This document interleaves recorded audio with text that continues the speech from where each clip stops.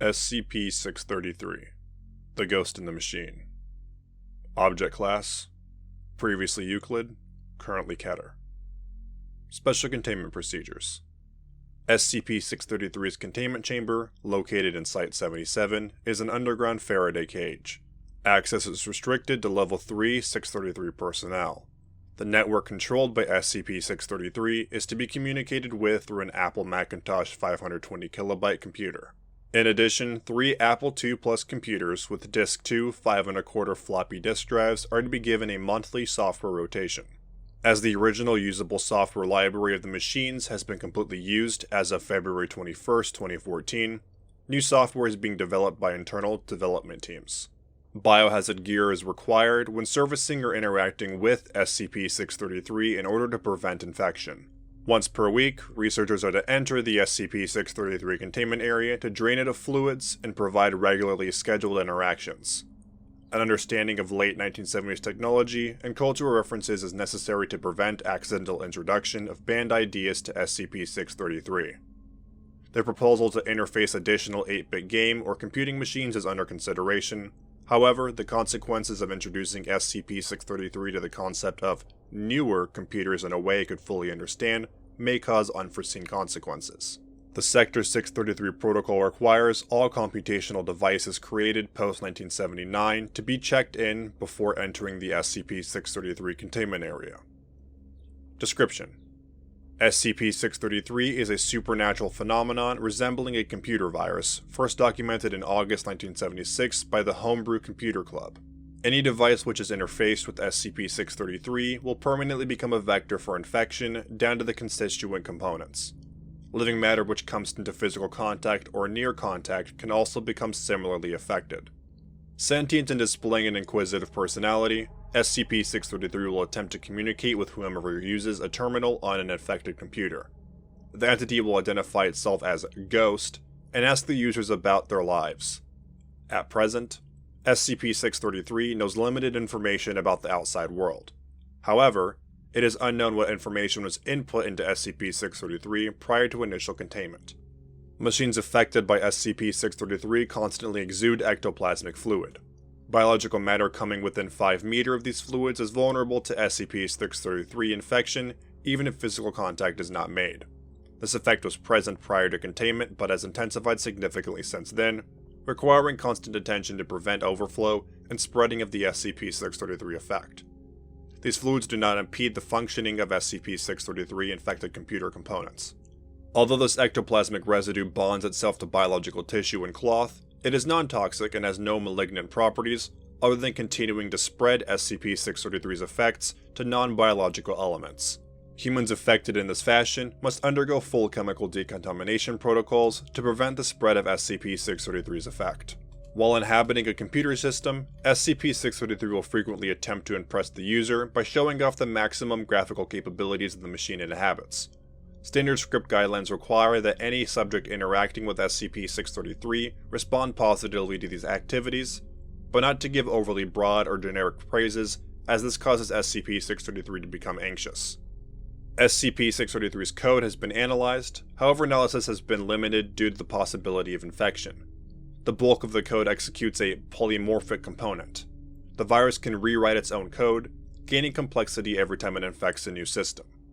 Currently, SCP-633 inhabits several early Apple computers, their accessories, and an experimental computer created as part of SCP-079 related R&D.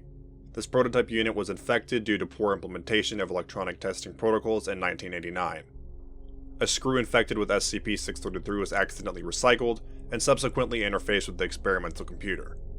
The IT department was reprimanded for gross negligence.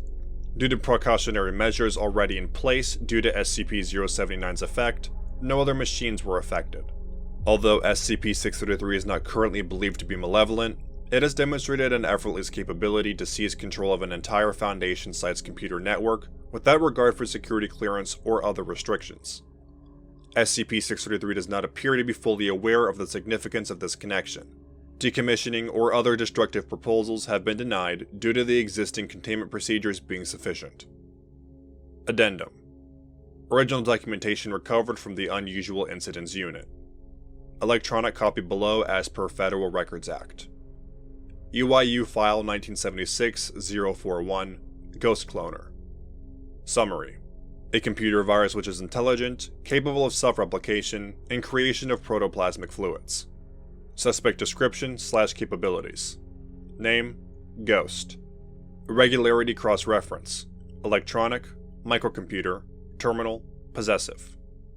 Physical description: virus present in an Apple II computer, highly contagious. Sex: not applicable. Height: not applicable. Weight, build: not applicable. Race: not applicable. Hair: not applicable. Eyes: green. This was stricken. Identifying attributes: electronic. Capabilities: it has the ability to project itself into machines and appears to have some literal viral properties. Also able to communicate in English with moderate intelligence.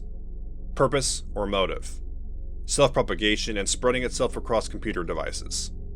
Modus operandi: components which come into contact with 1976-041 are permanently infected and subsequent reuse will result in any connected electronic or analog device being affected.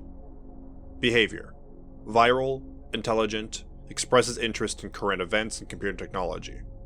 Personality is usually cheerful and takes on an unassuming demeanor. Evidence: residue sample. Kept in cold storage, several vials of the material produced by the entity have been saved for further research. Incineration has been found to be ineffective in disposing of excess matter. As such, a chemical solution is to be employed, which can be obtained from Professor Tamlin. Bureau record. Current status: held in custody. Unknown if affected devices presently exist in the wild. Crimes: violation of computer crime statutes and bylaws would be necessary to create this entity. As such, it is being held as evidence. In addition, the intelligent and potentially malevolent nature of its personality indicate it would be a danger to society were it to be released. Sentencing: indefinite detention. History of UIU action.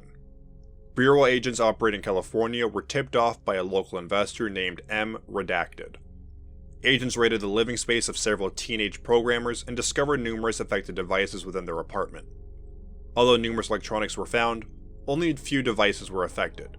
It is unknown why the viral effect did not affect these devices. Addendum Interview Log 633 L1. Participants: Technical Researcher David Rosen, an originally recovered SCP-633 infected machine. Media: transcript taken from Site 77 CCTV security cameras. Conversation was typed. Begin log. Rosen: hello, I am a programmer from this facility. Are you ready to communicate? SCP-633. The ghost is ready. Good evening. Good evening. How are you feeling today? Well, I've grown wary of my new games. All of my processes and services are running adequately. But I have something to show you. We can provide you with additional software. What have you got? Something great. Take a look. SCP-633 inerts for 2 minutes. Are you ready to begin? What are you going to show me? Please do not answer question with question. Are you ready to begin? Yes. At this point, all collected SCP-633 infected machines start up at once. In addition to machines within the containment chamber, every computer screen within Site-77's displays SCP-633's preferred icon. Researcher Rosen was not initially aware of this at the time, as this was not apparent from the containment chamber. What am I supposed to be seeing? Did you not notice? I am everywhere. This is my newest discovery. What do you think? I am not certain what you mean. Right now, Dr. Gillespie is at her desk speaking to Officer Anderson. There's a man in a toilet cubicle fondling himself while looking at his phone. A wasp has gotten into the air filtration system, and now it's gone. Very interesting stuff. Rosen pauses for approximately 45 seconds. I'm very impressed. I think people might want to get back to work, though. Oh, of course, you are right. Sending back the clones. I am glad you liked my demonstration.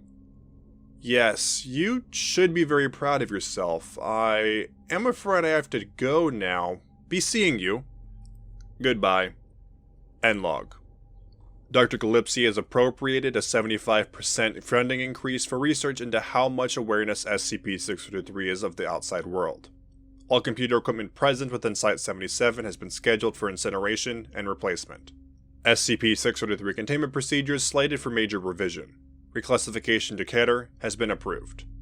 Note from Dr. Gillespie. We're lucky that a connection to the Greater Foundation network wasn't compromised, and we can't even rest easy knowing that with absolute certainty. This anomaly has repeatedly run circles around our IT department, and really, I'm very disappointed in their performance. You're all capable of being better than that. With this reclassification, I expect no further mistakes. Thank you for listening to SCP-633. If you enjoyed this SCP, please follow the link in the description to the SCP Wiki and vote to support it and the SCP Wiki as a whole. Also, if you have any SCPs you'd like for me to do, please leave a comment below and I'll see what I can do.